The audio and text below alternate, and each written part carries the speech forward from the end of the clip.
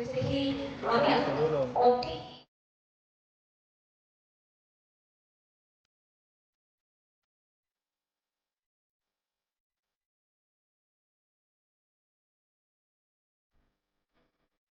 লগত বহিবা, তুমি হোমৱৰ্কটো কৰিবা নে নকৰিবা, তুমি কাইলৈ স্কুললৈ যাবা, তেনেকুৱা এটা পেচা আজিৰ দিনত তুমি নিজৰ বাবে বাছি ল'বা।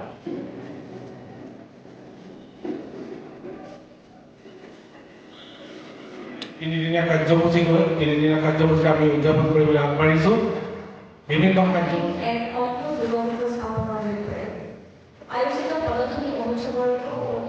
সচৰাচৰ কি হয় যেতিয়া ৰাজনৈতিক মঞ্চখন থকা যেতিয়া ৰাজনৈতিক ব্যক্তি হিচাপে নিজকে প্ৰমাণ কৰে। বেছিভাগকে দেখা যায় যে ফিলিংছটো পাছ কৰাৰ পাছত মেইনছ বা মূল পৰীক্ষাটো নমস্কাৰ, নৱ অসম নিৰ্মাণ ফাউণ্ডেশ্যনৰ তৰফৰ পৰা সকলোলৈ শুভকামনা জনাইছোঁ। নৱ অসম নিৰ্মাণ ফাউণ্ডেশ্যনে ষষ্ঠ সংস্কৰণ প্ৰদৰ্শনী অনুষ্ঠান ডিগবৈ পৰাগৰ চদিয়া প্ৰেক্ষাগৃহ এই বছৰ আজি 9, 10 আৰু 11 তাৰিখ তিনিদিনীয়া বৰ্ণাঢ্য কাৰ্যসূচীৰ আয়োজন কৰিছে। ইতিমধ্যে আমাৰ কাৰ্যসূচী আমি কিছু সময়ৰ পাছতে আমি আৰম্ভ কৰিম। এই তিনিদিনৰ বিভিন্ন কাৰ্যসূচীত আমি ভালেসংখ্যক যুৱক যুৱতীসকলৰ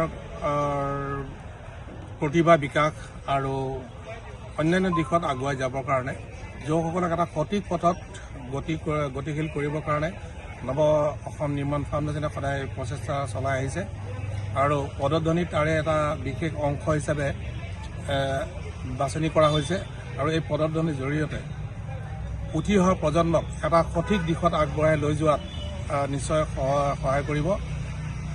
সম্প্ৰতি অসমত বিভিন্ন সময়ত উচ্চাৰিত যুৱশক্তিৰ যি অপচয় হৈছে বুলি ধাৰণা কৰা হৈছে সেইখিনি নাশ কৰিবৰ কাৰণে নৱ অসম নিৰ্মাণ ফাউণ্ডেশ্যনে যুৱশক্তিক এক অন্যান্য শক্তিলৈ ৰূপান্তৰিত কৰিবৰ কাৰণে প্ৰচেষ্টা হাতত লৈছে। এই ডিগবৈ যি ষষ্ঠ সংস্কৰণ পদধ্বনি অনুষ্ঠানত ভালেসংখ্যক ইতিবাচক কাৰ্যসূচী লোৱা হৈছে। বিশেষকৈ যুৱক যুৱতী সজাগতা অনাৰ উদ্দেশ্যেৰে এগৰাকী বিশেষ ব্যক্তি অসামৰিক সেৱাৰ তেওঁৰ প্ৰাক্তন পুনম গগৈ ডাঙৰীয়ানীকো তেখেতক নিমন্ত্ৰণ কৰি অনা হৈছে আৰু তেখেতে ছাত্ৰ ছাত্ৰীসকলৰ কেৰিয়াৰ গঠনত যথেষ্ট তেখেতে সহযোগিতা কৰিব আৰু তেখেতৰ বক্তব্য নিশ্চয় ছাত্ৰ ছাত্ৰীসকলক এটা সঠিক পথত আগুৱাই লৈ যোৱাত সহায় কৰিব। আমি আশা কৰোঁ আচলতে ডিগবৈ পদধ্বনিৰ অনুষ্ঠানত ডিগবৈ সকলো শ্ৰেণীৰ ৰাইজৰ সহযোগিতা কামনা কৰিছোঁ আৰু আমাক এই যাত্ৰাত সকলোৱে সহায় কৰিব বুলি আমি আশা ৰাখিছোঁ। ধন্যবাদ। 9, 10, 11 জানুৱাৰী 2026 চনৰ আমি এই ষষ্ঠ বাৰ্ষিক পদধ্বনি যুৱ মহোৎসৱত আমি আজি ভৰি দিছোঁহি। আমাৰ মূল উদ্দেশ্য হৈছে যুৱ প্ৰজন্মক কিদৰে আমি আগবঢ়াই নিব পাৰোঁ, সঠিক দিশত আগবঢ়াই নিব পাৰোঁ, এটি নতুন গতি দিব পাৰোঁ, সেই চিন্তালৈ আমি আগবাঢ়ি আহিছোঁ। দ্বিতীয়তে ডিগবৈ যি আমাৰ ঐতিহাসিক এখন নগৰ ডিগবৈ, সেই ডিগবৈ অসমৰ মানচিত্ৰত আমি কি ধৰণে জিলিকাব পাৰোঁ বিভিন্ন ক্ষেত্ৰত, সেই শৈক্ষিক দিশতে হওক, ক্ৰীড়া ক্ষেত্ৰতে হওক, সাংস্কৃতিক দিশতে হওক। কোনোবাই কুইজ কৰি ডিগবৈৰ নাম জিলিকাইছে, কোনোবাই ডিবেট কৰি ডিগবৈলৈ গৌৰৱ কঢ়িয়াই আনিছে। সকলো ক্ষেত্ৰতে অসমৰ মানচিত্ৰত ডিগবৈৰ নাম যাতে জিলিকি থাকে সেই উদ্দেশ্যলৈ আমি আগবাঢ়ি আহিছোঁ আৰু আশা কৰিছোঁ যি ধৰণে ডিগবৈবাসী ৰাইজ, সকলো দল, সংগঠন, অনুষ্ঠান, প্ৰতিষ্ঠানে আমাক সহায় সহযোগিতা আগবঢ়াইছে, আগন্তুক দিনত সেই সহায় সহযোগিতা আগবঢ়াই গৈ থাকিব। ইতিমধ্যে আজি আমি প্ৰথম দিনত আজি ভৰি দিছোঁহি। অলপ সময় পিছতে আমি আমাৰ অন্তৰংগ অনুষ্ঠান আৰম্ভ কৰিম। ছাত্ৰ ছাত্ৰীৰ সৈতে আমি অসমৰ এগৰাকী বিশিষ্ট বক্তা অৰ্থাৎ প্ৰাক্তন ACS বিষয়া পুনম গগৈ ডাঙৰীয়ানী আমাৰ মাজত উপস্থিত হ'বহি।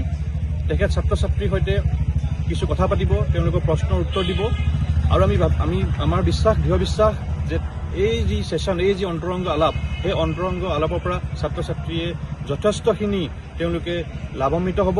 আৰু আমি আশা কৰিছোঁ যে যিধৰণে আমাৰ এই উদ্দেশ্যলৈ আমি এই বছৰ ষষ্ঠ বৰ্ষত আমি ভৰি দিছোঁহি, আগন্তুক দিনত আমি এই ধৰণে আগবাঢ়ি গৈ থাকিম আৰু ডিগবৈ আৰু পদধ্বনিক আমি যি ধ্বজা ডিগবৈ আমাৰ পদধ্বনিৰ যি ধ্বজা, সেই ধ্বজা সদায় আকাশ আৰু সেই ধ্বজা আমি সেই উচ্চকে আমি ৰাখিবলৈ আমি সফল হ'ম। সেই আশা কৰি সেই চিন্তালৈ মই ডিগবৈবাসী ৰাইজৰ সহায় সহযোগিতা আৰু আশীৰ্বাদ কামনা কৰিছোঁ। নৱ অসম নিৰ্মাণ আৰু পদধ্বনিক মই সঁচাকৈ কৃতজ্ঞতা অৰ্পণ কৰিছো। মই ছাত্ৰ ছাত্ৰীসকলৰ লগত আজি এটা সুন্দৰ মত বিনিময় অনুষ্ঠান কৰিলো। তেওঁলোকৰ মনৰ বিভিন্ন শংকা আৰু বিভিন্ন প্ৰশ্ন আজি ললো আৰু কিছু কথা জনাবলৈ চেষ্টা কৰিলো। এনেকুৱা ধৰণে যুৱ প্ৰজন্মক লৈ পিনে অনুষ্ঠান আৰু গঢ় লৈ উঠক তাৰে কামনা কৰিছো। B+NE সদায় সঠিকৰ সন্ধানত।